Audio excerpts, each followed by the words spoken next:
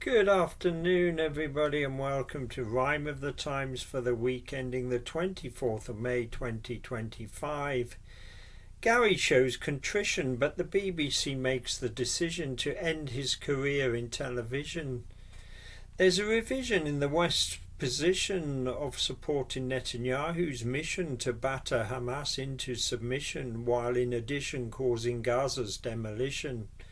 In the Oval Office, a heavyweight collision over Trump's suspicion of black sedition. Biden in a poorly condition. 2 weeks ago, Lineker's apology was profuse over an unintended emoji misuse. The Match of the Day host had shared a post with a rat included, understood by most to have anti-Semitic connotations, for which he apologised without reservation. But the rat was out the bag, he couldn't put it back, and on Monday he resigned before he was sacked. The Beeb had supported their frontman to the hilt. This was the first time he acknowledged his guilt. For 2 years he'd become more and more outspoken, with impartiality rules seemingly broken.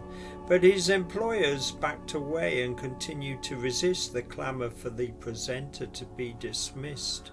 Of late, Gaza's Gaza comments made quite a list, for which he felt a slap on the wrist, but no iron fist. So he would persist, and the Beeb would insist his private views weren't Auntie's, they were only his. In front of goal, Lineker hardly ever missed. Critics would now say he'll hardly be missed. Recently, from defeat, he'd snatched a draw, with the BBC giving him one chance more, but the rat had him floored. It was the final straw. 1-0 to Jews United, the final score. Match of the Day next Sunday, then he's out the door. No final farewell tour, as agreed before.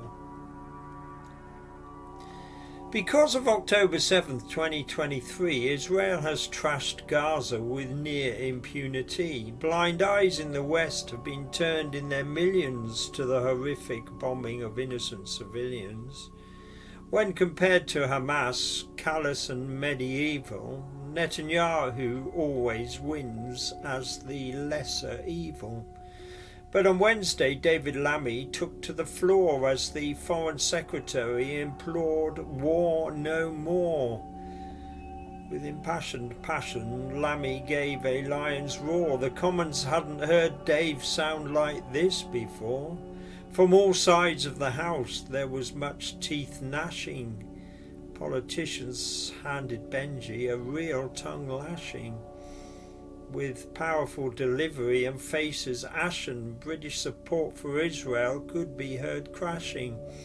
The tables had turned in dramatic fashion because of Netanyahu's Gaza bashing.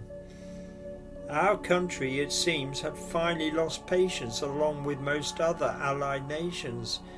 If, for argument's sake, we choose to ignore the thousands of years that have come before, it was Hamas who started the current war, and they have the power to stop it, for sure, by returning the hostages to bring a ceasefire and some breathing space to see what transpires. That's the theory, and it all makes sense and could offer Netanyahu a valid defence. But two wrongs don't make things right, and Israel is clearly not whiter than white.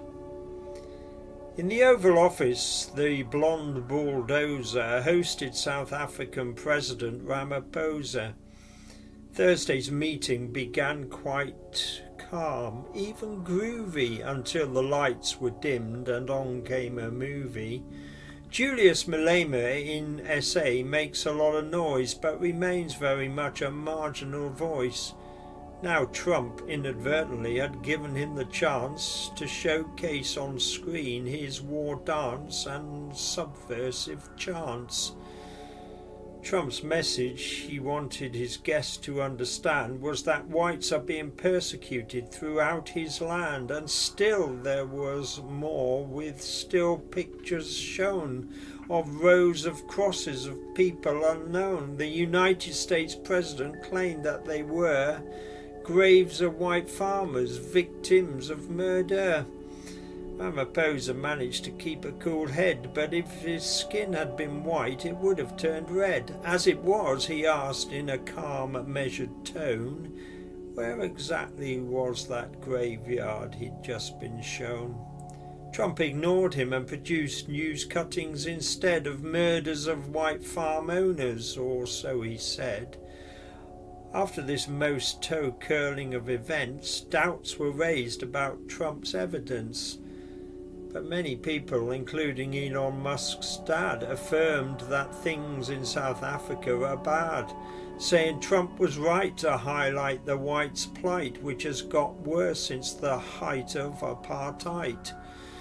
According to Elon Musk, there's no maybe or might. It's there for all to see in black and white.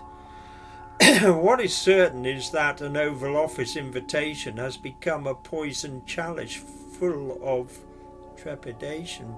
Rather than opportunity, guests now dread having their well-prepared game plan ripped to shreds. Cyril went there wanting trade and aid to be pushed, but was led down a dark path and grotesquely ambushed. Just like for Zelensky, it was brutal and gory, Trump making himself the centre of the story.